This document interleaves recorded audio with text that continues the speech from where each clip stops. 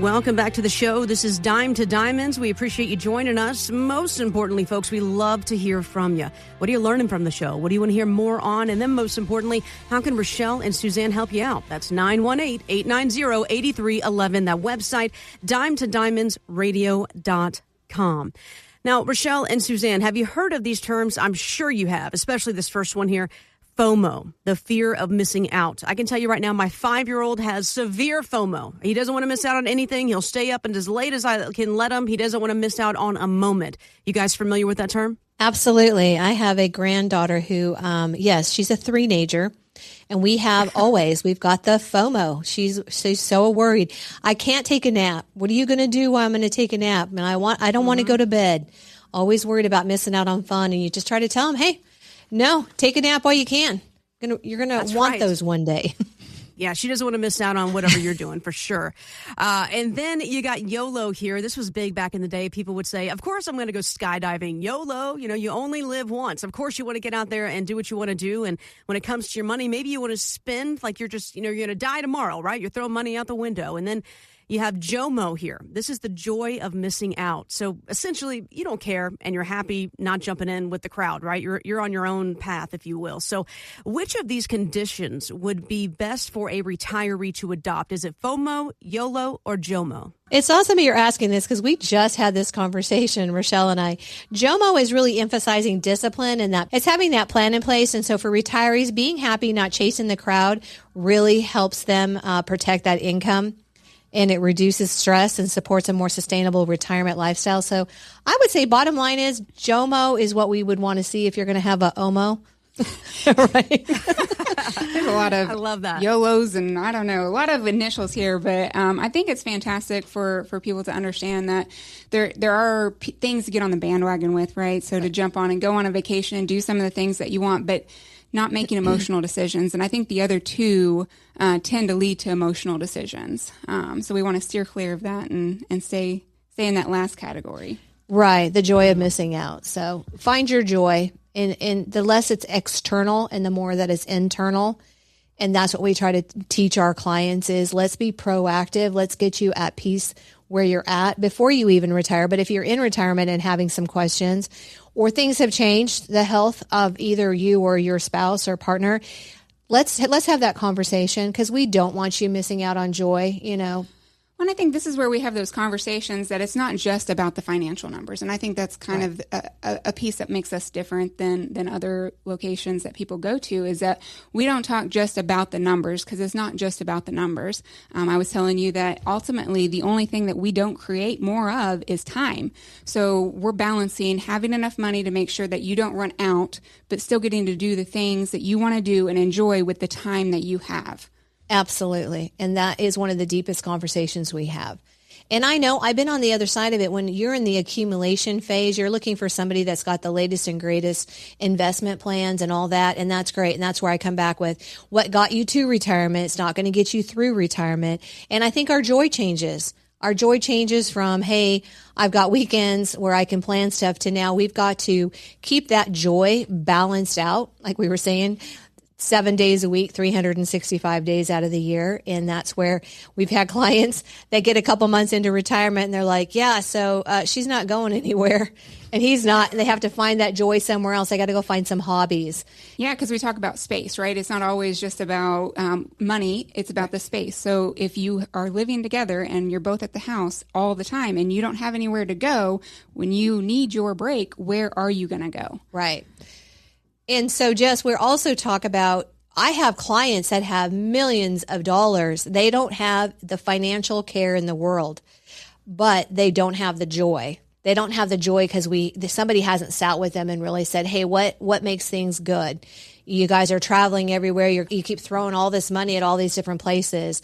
What makes you tick on the inside? What is that soul's purpose. And that's where the joy of missing out, where we get into that with our clients. Yeah, no, you're exactly right. And Rochelle, you hit on something just a moment ago that, planning for retirement, guys, it goes way past the numbers, right? It goes way past just making sure, of course, we want to make sure the bills are paid. Of course, we want to make sure we don't run out of money. Those are no brainers. But it's also about, what do you want to do with all of this time that you have? Plus, what do you want to do with all the fruits of your labor? You have sacrificed, you have worked, you have given up, you've worked 2 or 3 jobs sometimes. Now it's time to get out there and enjoy your money, right? And any way you want to, quite frankly, not jumping on the bandwagon because your friend, your sister, your cousin said, this is what I did. It's doing what you want to do. And that is exactly how you should approach it, right? You want to have in your own lane. You want to have the joy of missing out because you have the joy of what you're doing with your money and your own path. And if you're trying to figure out, well, I don't know if I have FOMO. I don't know if I'm just YOLO and I'm throwing money out the window because, there's no promise of tomorrow. And I want to make sure that I'm able to do everything on that bucket list. I'm able to, have space for my partner, my spouse, and do the things I want to do in retirement.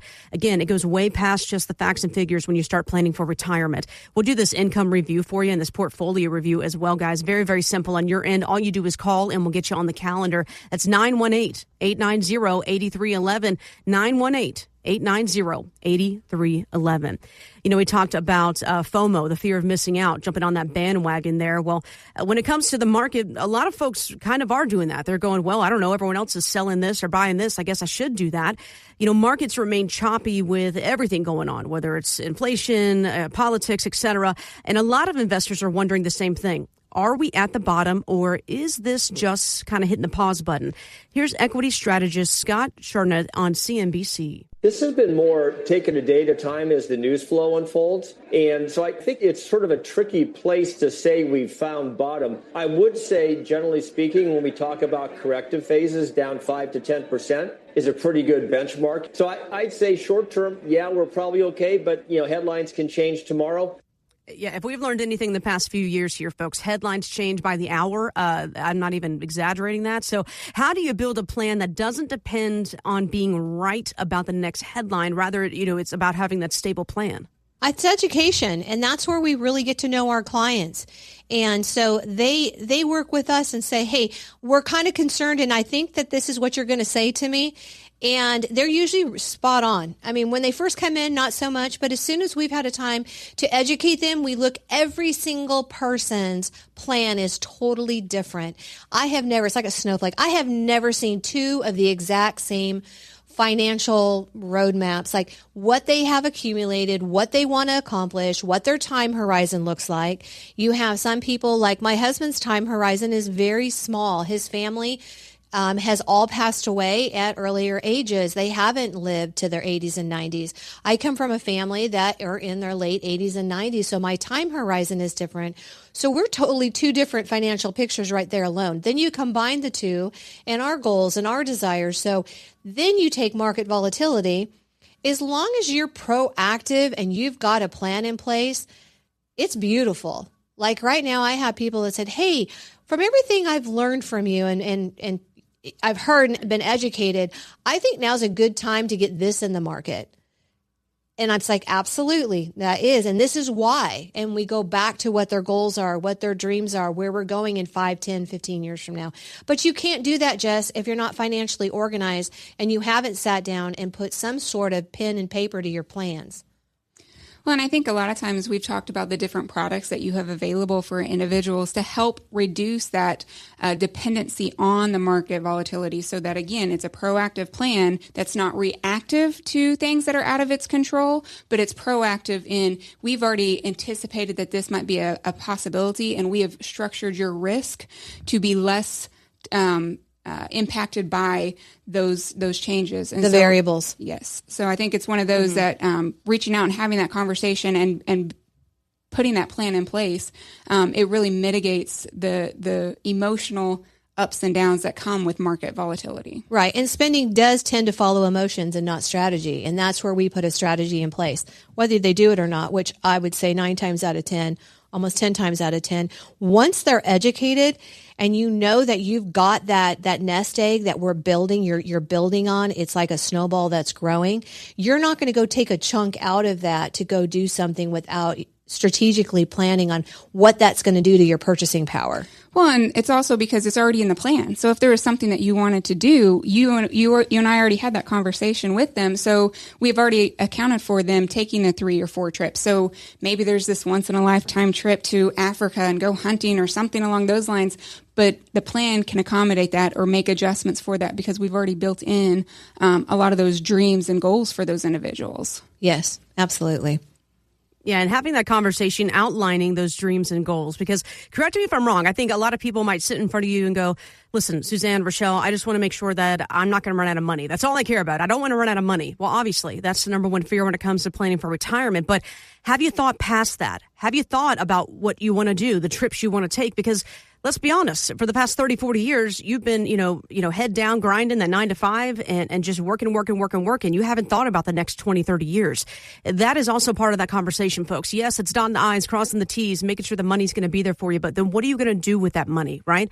How are you going to help make these decisions, you and your spouse? That's another aspect of it here, making sure you and your spouse are on the same page. Suzanne, I'm sure you've sat with a lot of couples where you said, what do you want to do in retirement? And one says, nothing. I want to stay home. And the other says, wait a minute, I want to travel across the country. Right. And what's really awesome, and I like to do, and this is another place where her and I really complement each other. It's like, hey, somebody will come in and say, hey, I just want to pay my house off. I don't want that payment anymore. Okay, let's look what retirement looks like. Well, I don't have anything. I don't have any hobbies. This is what one gentleman told me. He's a pharmacist. I don't have any hobbies. All I do is work and sleep, and I've raised kids. And I said, okay, on that off moment that you have extra time, where am I going to find you? If I can't find you in the house, he said, out in the garden, I have hostas. I love this plant. A hostas is the name of it. And I said, okay. And I said, so you're doing your hostas. What have you learned? And he just went off and talked about this and just lit up. And I said, well, why don't we open up a small business? You start doing YouTube videos. Doesn't have to be your face. Video your hostas and talk over it. And let's do that. Let's get an EIN number and a tax ID number and set up a small business. And then that took on to, she said, well, if we're going to do that, I really wanted to do this. And she started talking about traveling and sharing because they have done a little bit of travel and she wants to do more. And so she took it on like, oh, I'm now really excited about this. And I said, okay, let's go back to the original reason you came in here. You want to pay your house off. Let's not do that because there's some tax deductions that you're going to miss out on by having that home-based business.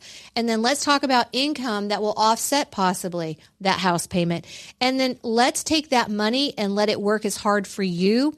Let's not pull it out of a savings account. That's going to hurt your purchasing power. Let's leave it in there and let it keep growing tax deferred. There's tax deferred vehicles out there. Just once they had all the education behind it, they were new people like, oh my gosh, yes.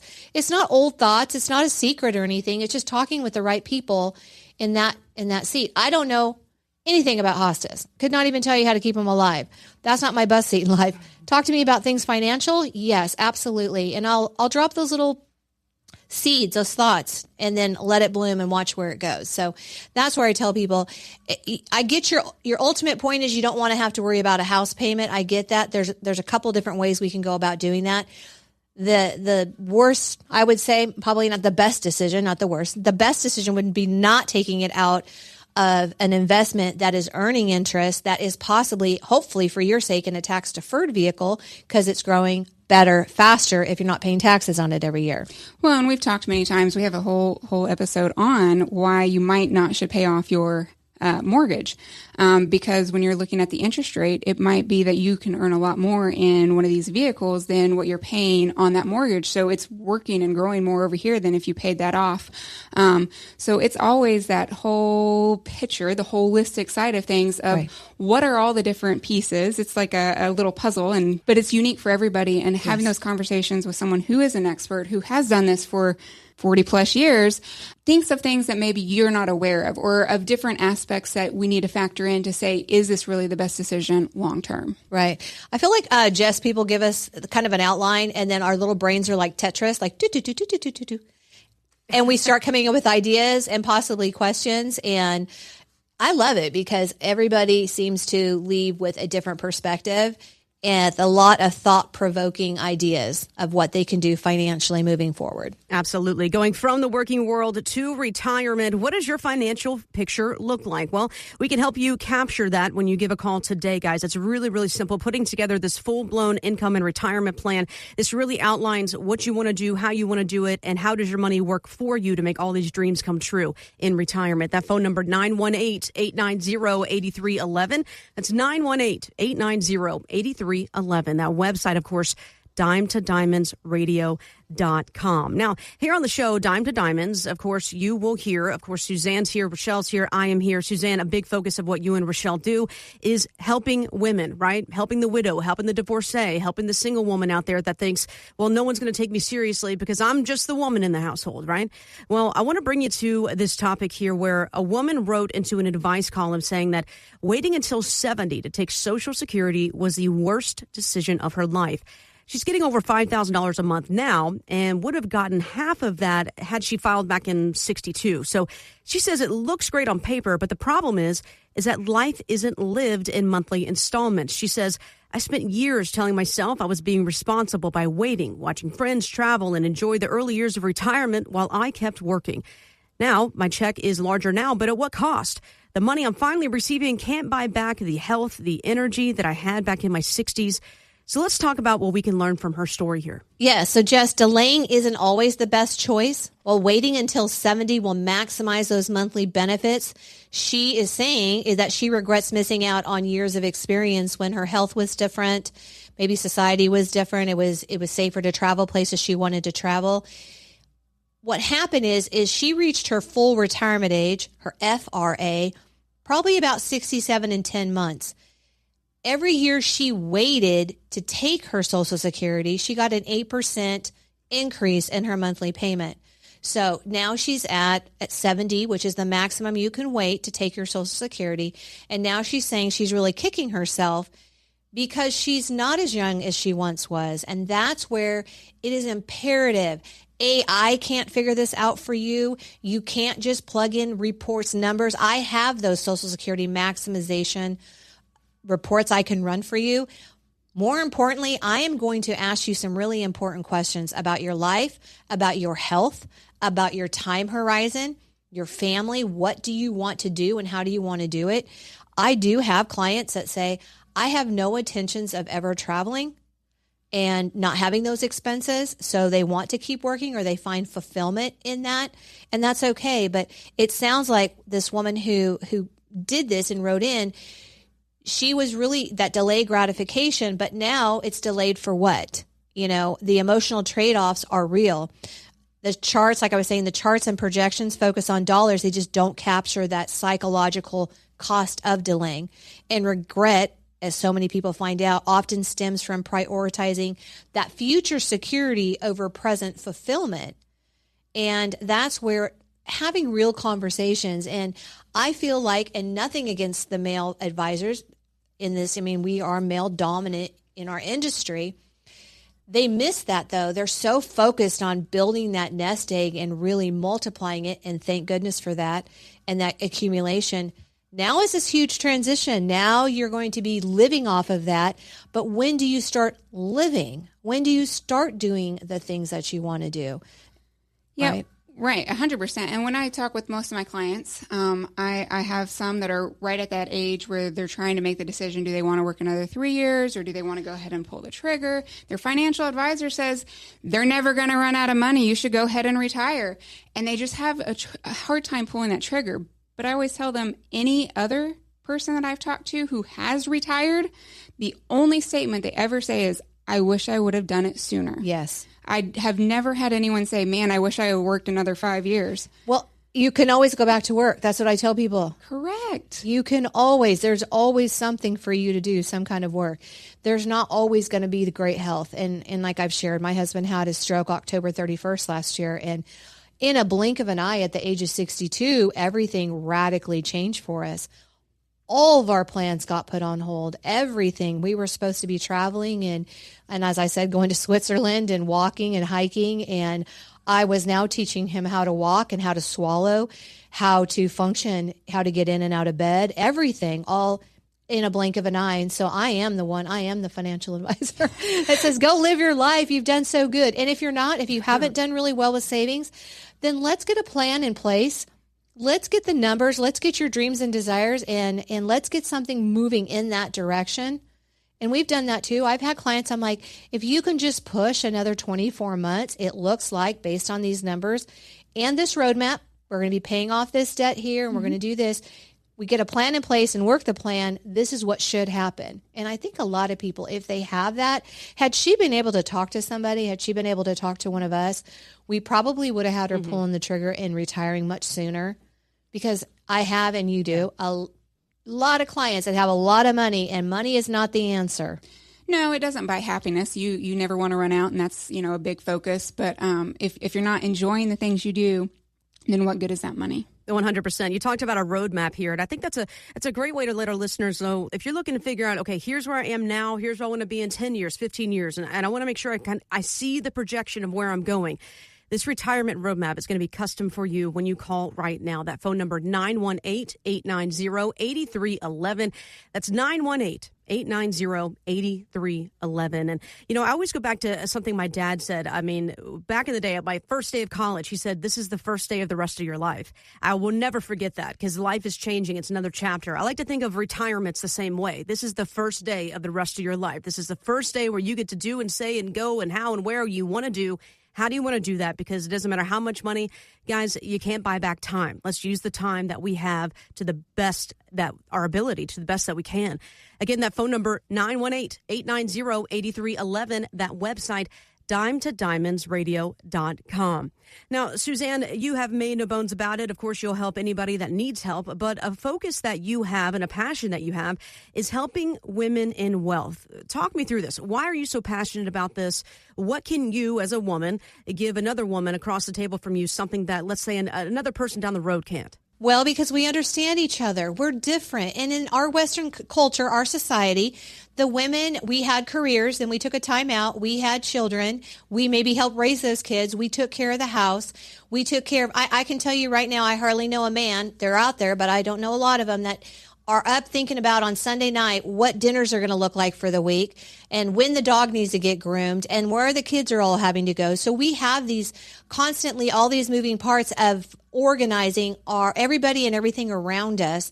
And the men typically are very linear. They're just concerned about taking care of their queen. They want to make sure when they come in here, that's what I hear. I just want to make sure she's okay. Where I'm different and we differentiate it is I can look at the lady and say, what do you want? What does it look like for you? If something was to happen to you, what do you want to make sure? Please make sure that my fur babies, that I want the cat to go here, the dogs to go here.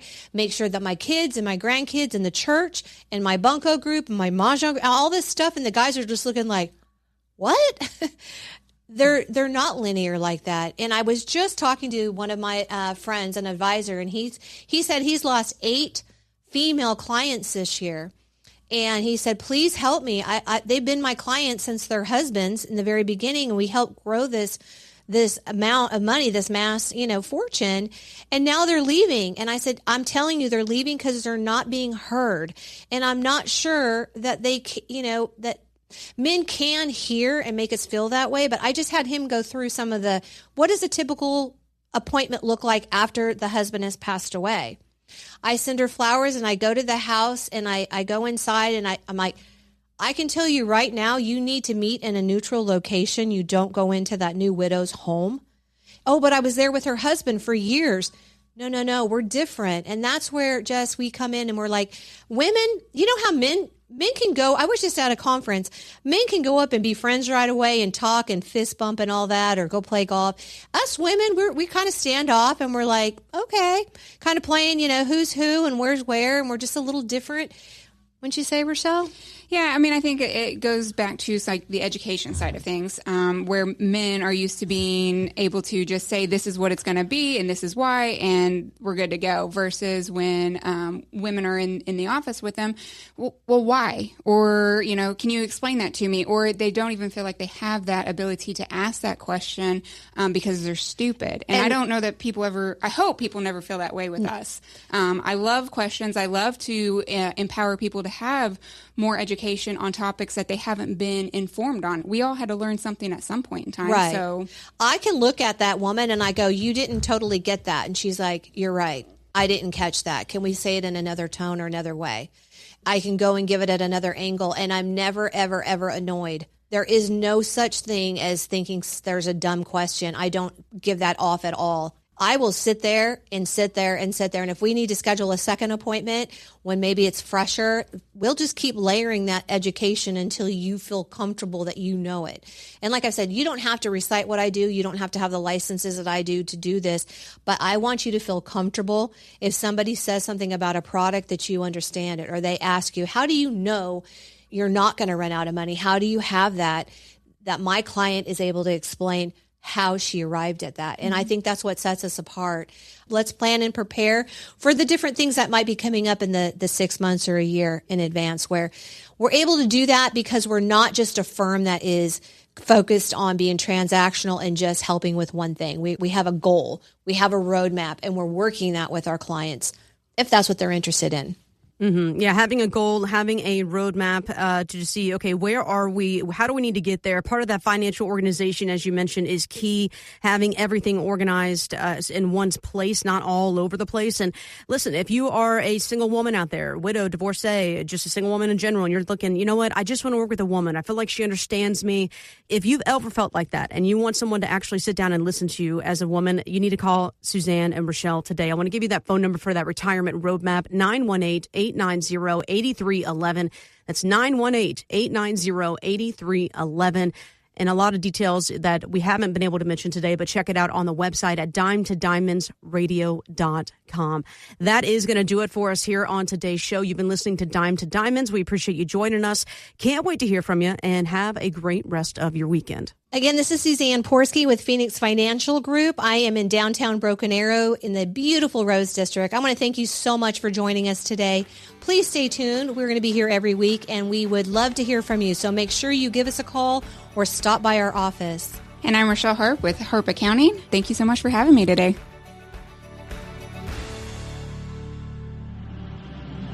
Phoenix Financial Group has a strategic partnership with Rochelle Harp at Harp Accounting, who can provide tax advice. The strategic partner herein is not employed by Phoenix Financial Group. Neither Phoenix Financial Group nor IPW are affiliated with Harp Accounting. Any and all services offered by Harp Accounting are not offered through or supervised by IPW. Insurance products are offered through the insurance business Phoenix Financial Group, LLC. Phoenix Wealth Management, LLC is an investment advisory practice that offers products and services through Impact Partnership Wealth, LLC, IPW, a registered investment advisor. IPW does not offer insurance products. The insurance products offered by Phoenix Financial Group, LLC are not subject to investment advisor requirements. Phoenix Financial Group, LLC and IPW are not affiliated companies. Investing involves risk, including the potential loss of principal. Any references to protection, safety, or lifetime income generally refer to fixed insurance products, never securities or investments. Insurance guarantees are backed by the financial strength and claims-paying abilities of the issuing carrier. This radio show is intended for informational purposes only. It is not intended to be used as the sole basis for financial decisions, nor should it be construed as advice designed to meet the particular needs of an individual's situation. Phoenix Wealth Management, LLC is not permitted to offer, and no statement made during this show shall constitute tax or legal advice. Our firm is not affiliated with or endorsed by the U.S. government or any governmental agency. The information and opinions contained herein provided by third parties have been obtained from sources believed to be reliable, but accuracy and completeness cannot be guaranteed by Phoenix Wealth Management, LLC. This radio show is a paid placement.